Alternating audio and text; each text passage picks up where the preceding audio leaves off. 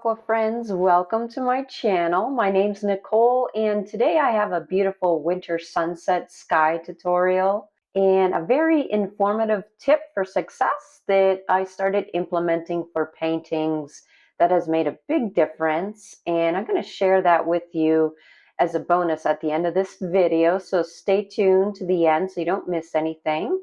So for our first layer, I'm going to work the first layer wet on wet, but first, I'm only going to wet the sky area.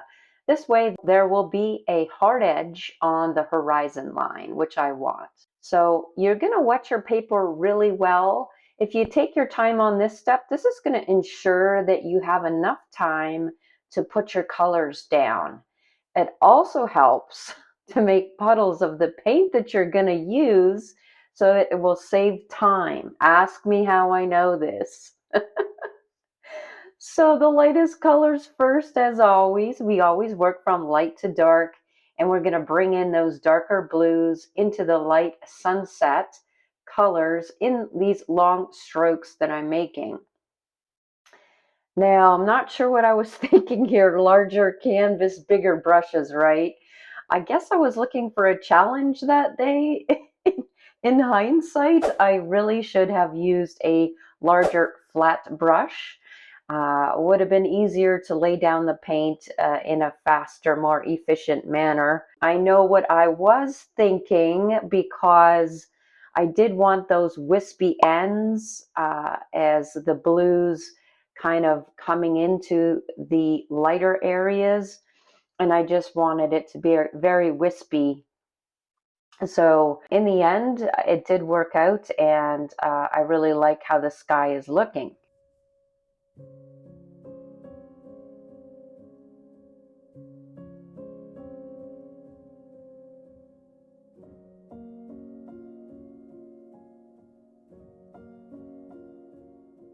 So now that that part is in, everything is still wet. It's a good time to put your midline trees in. So I'm mixing my blues and my reds and made a very muted purple, and I'm dabbing that in. As you can see, the paper is still wet, so we have some nice fuzzy edges.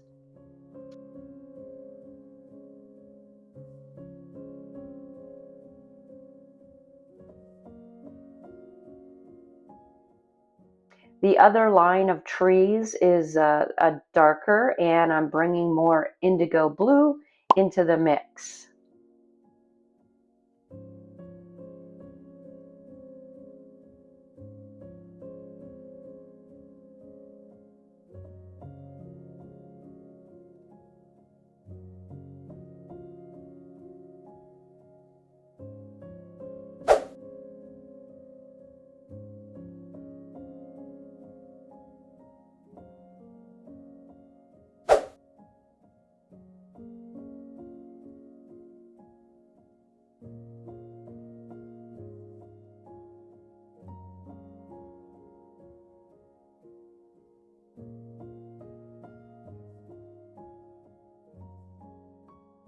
Now that that part is all done, I'm going to wet the foreground snow area with my cobalt blue, and I'm adding in soft, long strokes of this color. I'm also looking at doing a couple of zigzag strokes.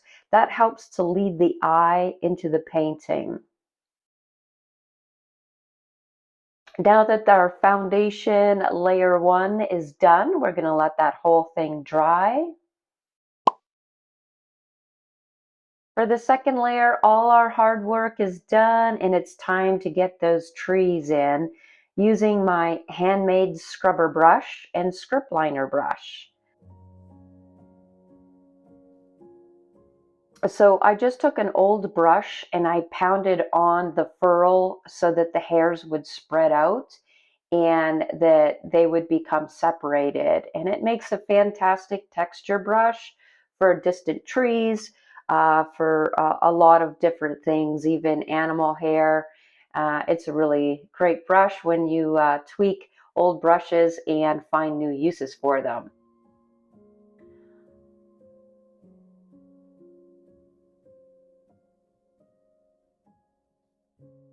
So the trick for using this brush is that I'm using a very dry mixture of paint. I also have a scrap piece of paper handy that I'm blotting the paint on as a tester to make sure that it's not too dry or it's not too wet.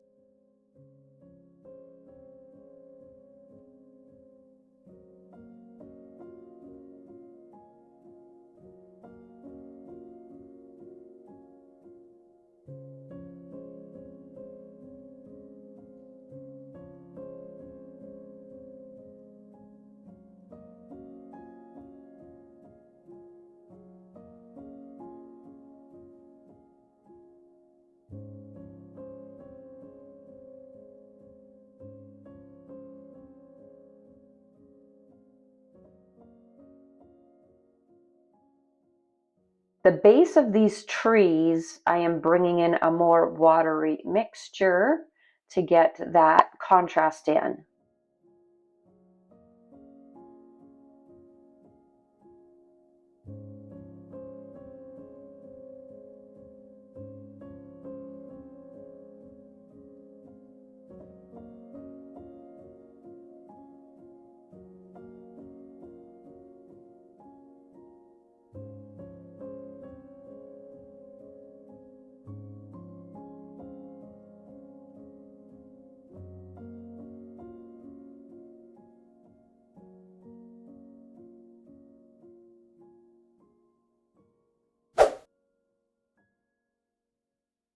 Now for the foreground trees, I do like to use my number 4 black velvet.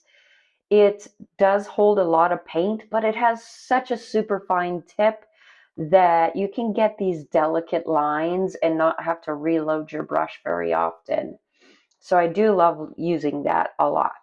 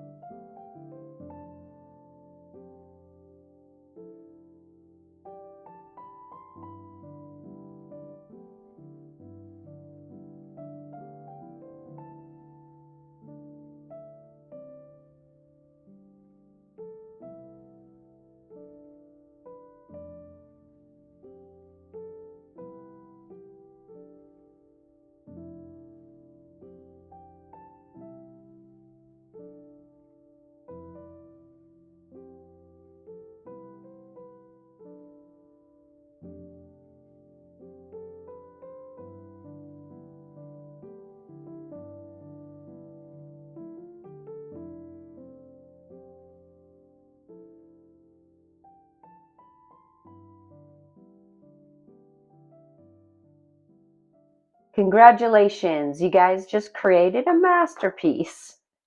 Now let's talk about how smoothly this went and why, okay?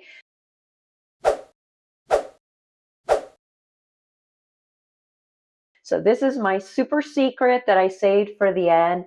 Da, da, da.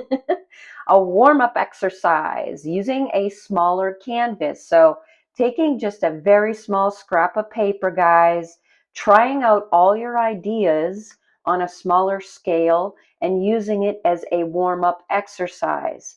This way you're going to see if your techniques work, if the colors that you chose are going to work, and it's just going to save you a lot of time and frustration in the end. So I've been doing this with a lot of my paintings now. I'm going to show you some that I did that did turn out pretty good, and then other ideas that I had that bombed. Okay, so I'll just go through this with you to show you, from something that didn't work and working through the problem and getting it to work. It's pretty cool. And you know what? It's like a puzzle for your mind. You have to solve these puzzles because watercolor is painted in layers. And when you make a mistake in watercolor, as you know, you can't really fix it. It's not like acrylic or oil where we could just paint over it. So this little exercise is fun. It gets you in the mindset, gets you in that Zen mode, in that watercolor mode. Now, this one did not turn out so well. So this was my original. The orange color and the purple are competing too much, and I really needed to change my color palette because this just wasn't working. And so I so I was practicing some different. Now this is much better. Instead of the bright purple, I'm using more of a muted color, and this is the indigo blue. And you know what? If it doesn't work out, it was just a mini painting that didn't require much of your time, and it gave you the best value, which is what, guys? Practice, practice, practice, practice. It's the best value.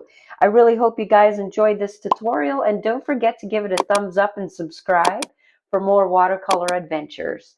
See you guys next week.